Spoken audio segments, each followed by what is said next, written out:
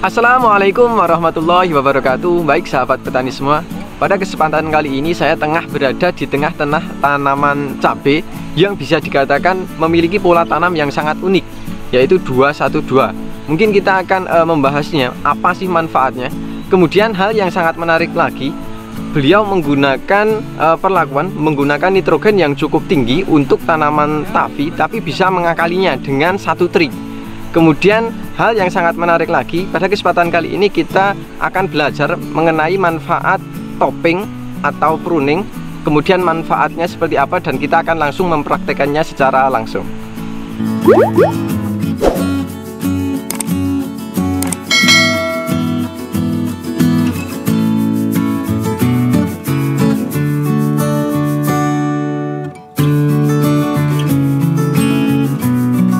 Baik sahabat petani semua, kembali lagi bersama saya Zaki di channel Mitra Bertani TV. Seperti yang telah saya jelaskan di awal tadi, pada kesempatan kali ini kita akan belajar hal yang sangat menarik, mungkin di luar ekspektasi kita gitu ya. Kemudian sebelum itu kita akan mencoba melihat kondisi tanaman terlebih dahulu. Yang pertama, seperti yang saya maksud di awal ya, bisa teman-teman lihat ini adalah satu lubang tanam, kemudian ini ada dua lubang tanam. Begitu juga dengan seterusnya. Jadi pola pada tanaman ini adalah 212. Ini secara keseluruhan. Kemudian hal yang sangat menarik lagi, ini menggunakan nitrogen yang cukup tinggi atau bahkan sangat tinggi. Padahal ini adalah tanaman cabai tipe tahan virus. Tahan virus itu biasanya identik dengan kematian yang cukup tinggi apabila dibenturkan dengan curah hujan yang masih tinggi dan penggunaan nitrogen yang cukup banyak. Tapi ini bisa dilihat kondisinya masih cukup lembab, tapi tingkat kematian bisa dikatakan hanya sekitar 1%. Jadi tingkat kehidupan adalah 99%. Ternyata beliau mempunyai trik khusus untuk menanggulangi hal tersebut. Kemudian ya, yang selanjutnya ini adalah tanaman yang bisa dikatakan cukup banyak tunas anakannya. Tapi pada kesempatan kali ini kita akan belajar bagaimana cara melakukan topping atau pangkas pucuk. Kemudian kita akan mengetahui berapa waktu yang efektif, kemudian manfaatnya untuk apa, caranya seperti apa, dan perlakuan setelah pruning nanti seperti apa. Oke, tanpa lama-lama kita akan langsung menemui sang pemilik lahannya.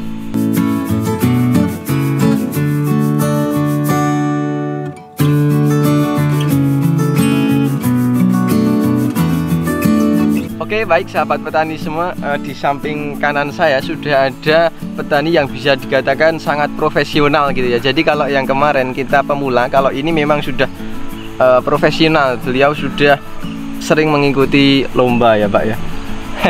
Monggo Pak, mungkin bisa langsung memperkenalkan diri. Oh ya sahabat tani, di mana Anda berada, perkenalkan nama saya Slamet Subiono. Saya petani cabai dari Padukuhan Jatisuro, Kelurahan Donoharjo, Kecamatan Ngaglik, Kabupaten Sleman. Oke, jadi Pak Slamet di Kecamatan Ngaglik, Kabupaten Sleman ya Pak ya, daerah istimewa Yogyakarta. Oke Pak Slamet, kalau boleh tahu ini hal yang sangat menarik ketika saya lewat di samping lahan ini gitu ya. Kok pola tanamnya ini sangat aneh Pak Slamet, 2121 ini manfaatnya untuk apa Pak? Betul sekali, kami mencoba untuk pola tanam itu menggunakan 212 dengan jarak tanam satu ke tanam yang satu 50, terus yang lebih dekat ini 10 cm. Jadi jarak tanam 212 itu satu untuk nambah benih, dimana kalau per 1000 meter biasanya benih yang kita tanam, benih cabai itu biasanya 1300. Ini kalau 1000 meter kita pakai jarak 212 dengan pola tanam ini lebih jelas lebih. Terus yang kedua, ini kan karena kemarin di perakiraan menjelang masuk musim kemarau, jadi kita berani untuk pola tanam seperti ini. Oke, kalau boleh tahu gitu ya Pak, kenapa kok dibuat lubangnya itu dua? Kenapa enggak satu lubang kemudian diisi dua saja gitu Pak?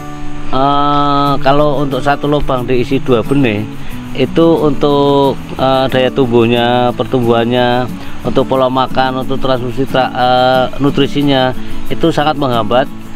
Langkah baiknya kita pisahkan antara pohon satu dengan pohon yang satu. Oke, kemudian kalau saya tanya lebih detail lagi Pak, kenapa kok enggak di rekatkan lagi, misalkan jadi 30 cm 30 cm gitu Pak?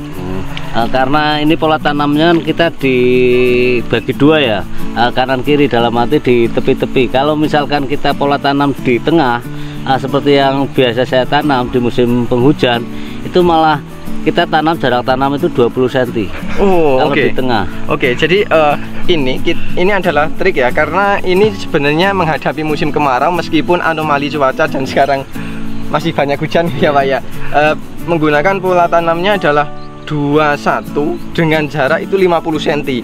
Tapi kalau di musim hujan biasanya Pak Slamet itu menggunakan pola tanam hanya satu, tapi di tengah ya Pak ya. Di tengah. Jarak tanamnya sekitar 20 cm. Ini cukup nekat ini, 20 cm.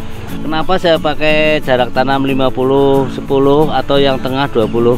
Karena yang jelas yang satu di musim penghujan kalau kita nanam di tengah, satu otomatis untuk sinar matahari kita lebih leluasa, lebih bebas. Kedua, oksigen otomatis untuk mata angin juga tidak menghambat sekali. Tapi kalau kita tanam kanan kiri biasanya banyak sekali hama atau penyakit, begitu padak, busuk batang dan segala macam, karena satu sinar matahari kurang masuk, terus yang kedua oksigen juga kurang. Kalau yang model 21 2 50 10 di musim kemarau itu juga sirkulasi udara, sinar matahari juga tetap masih masuk.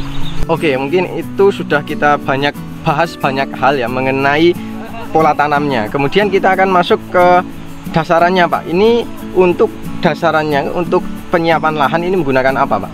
Oke, untuk olah lahan, untuk pupuk kimia saya menggunakan Ponska, ZA dan Vertifos. Ponska, ZA dan Vertifos. Ditambah lagi Petrochas.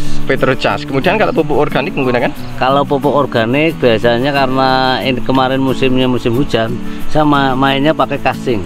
Untuk diumpak. Oke. Ponska, kemudian ZA itu kalau secara kandungan nitrogen cukup tinggi gitu ya Pak. Kalau boleh tahu ini varietas apa Pak? Tavi Mas. Cabai lokal. Cabai lokal Tavi. Biasanya kan identik kalau cabai Tavi itu kalau kebanyakan nitrogen tingkat kematiannya cukup parah Pak. Iya. Apa punya jenengan tingkat kematiannya gimana Pak ini? Alhamdulillah untuk tingkat kematiannya dari mulai tanam umur 5 hari itu kan jelas. Dari dulu saya nanam cabai sampai sekarang itu selalu menggunakan kalsium kalha. Kenapa? Karena semua tanaman, semua makhluk itu kan membutuhkan pembentukan imun atau melindungi tubuh.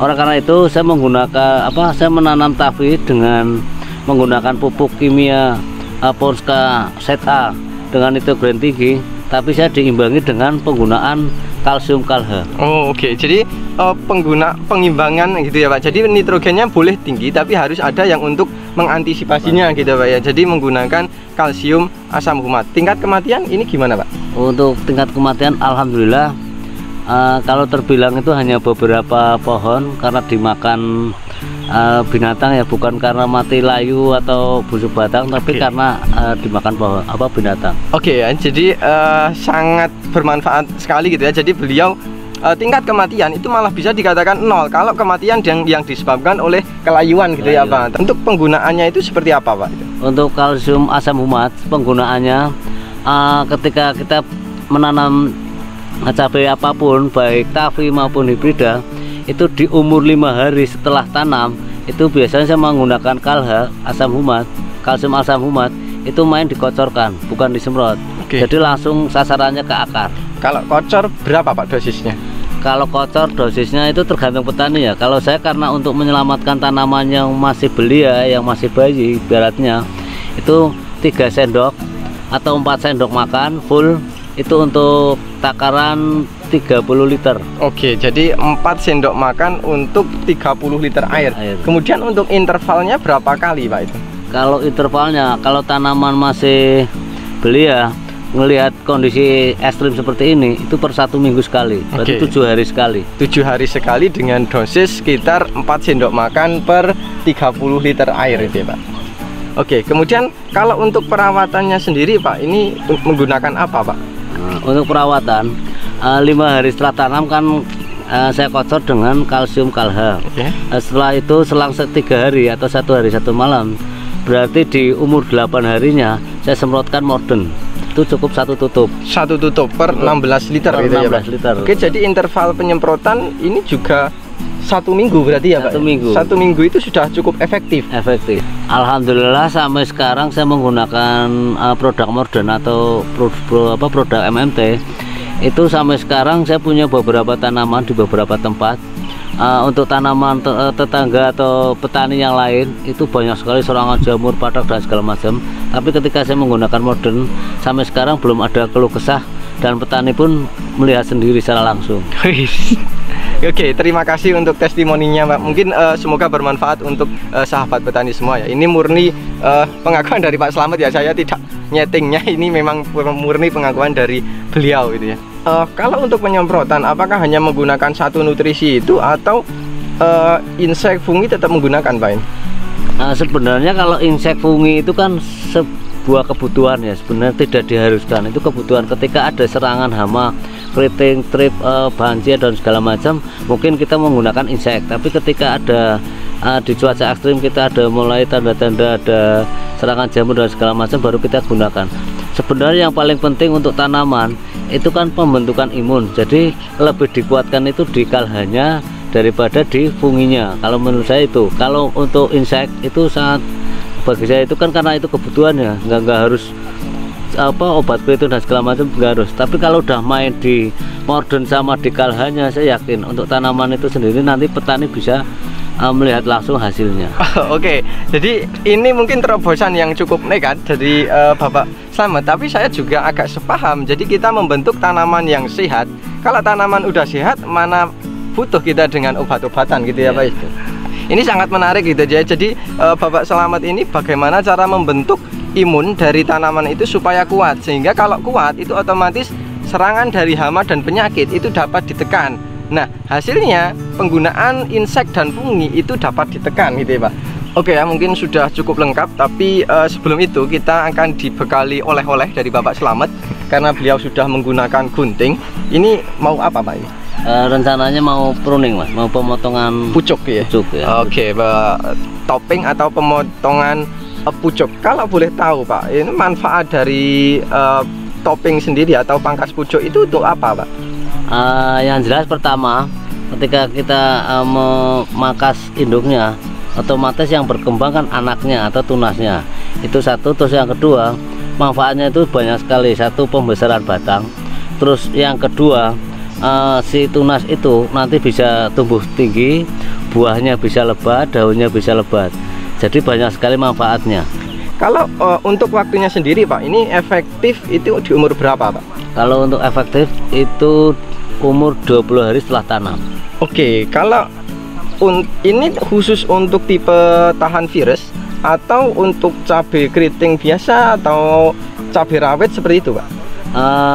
Terus terang aja, karena yang pernah saya coba sampai sekarang saya alami, baru saya mempruning atau memotong pucuk itu menggunakan tanaman tafi. Jadi kalau untuk hibrida dan lainnya kan saya belum ya, karena yang saya coba beberapa kali percobaan itu yang tafi. Oke. Mungkin itu ya, jadi perlu digarisbawahi. Jadi beliau melakukan pruning sudah beberapa kali, tapi lebih difokuskan pada tanaman yang tipe lokal atau tipe tahan virus gitu ya, Pak.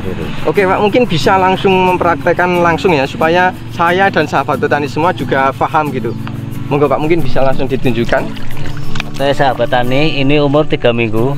Untuk pemruningan biasanya kita hitung dari bawah ada 5 atau 6 tunas. Setelah 5-6 tunas baru kita potong 1, 2, 3, 4, 5, 6. Jadi baru kita potong. Kenapa kita memilih 5 atau 6 tunas? Kalau terlalu banyak tunas, nanti akhirnya kan banyak sekali tunasnya, pola makannya nanti berebut. Jadi kalau cuma 6, jadi nanti yang fokusnya itu kan 6. Oke, jadi ini ya, 1, 2, 3, 4, 5, 6 ya, 6. Sekitar 5 sampai 6 tunas anakan yang disisakan. Kenapa tidak semuanya disisakan? Karena kalau terlalu banyak nanti kurang fokus gitu ya, Pak. Ya, jadi 5 sampai 6 itu dirasa sudah paling efektif gitu ya, Pak ya. Oke ya, di kesempatan kali ini sudah banyak ilmu yang kita dapat, banyak hal baru yang kita dapat dari beliau, dan terima kasih sekali Pak Slamet, banyak ilmu yang beliau sudah sampaikan ke kita gitu ya. Semoga kita nanti ke depan bisa belajar dari beliau. Mungkin sebelum kita akhiri video ini Pak Slamet, mungkin ada pesan dan kesan untuk sahabat petani semua. Oke sahabat tani dimana Anda berada, saya petani cabai. Sebenarnya kalau kita menanam cabai, kita tidak harus terpatok di musim cuaca apapun harus menggunakan obat-obat dan selalu obat. Tapi yang perlu kita perhatikan adalah pola tanam kita, jarak tanam kita, perawatan kita. Karena yang kita butuhkan tanaman itu sehat dulu, bukan tanaman itu langsung diobati. Jadi untuk pertama, seperti tadi di awal saya menyampaikan bahwa kalau saya pribadi di musim apapun setelah tanam umur 5 hari saya selalu menggunakan kalsium. Karena apa? Untuk pembentukan imun. Adapun insek dan fungisida itu sebenarnya hanya faktor kebutuhan. Di mana ada serangan baru kita atau tanda-tanda serangan. Jadi usahakan sahabat tani, usahakan tanaman kita sehat dulu. Jadi jangan langsung dimasukin obat-obat dan segala macam. Karena apa? Karena nanti penyakit hama atau si jamur itu sendiri akan kebal dan kita sendiri nanti di akhir susah untuk mengobatinya. Oke, itu. Jadi Pak Slamet terima kasih ya. Ini mungkin ilmu yang sangat berharga. Jadi kita bagaimana menciptakan tanaman yang sehat dulu, yang kebal dulu, yang punya imun dulu. Baru nanti kalau ada tanda-tanda serangan atau gejala baru kita memasukkan obat-obatannya gitu ya. Oke sahabat petani semua, mungkin itu dulu yang bisa saya sampaikan pada kesempatan kali ini, dan semoga ya video yang sangat singkat ini dapat bermanfaat untuk kita semua. Terima kasih Pak Slamet, terima kasih sahabat petani semua, terima kasih dari saya Zaki. Salam Mitra Bertani Indonesia. Wassalamualaikum warahmatullahi wabarakatuh, dan sampai jumpa di video kami selanjutnya.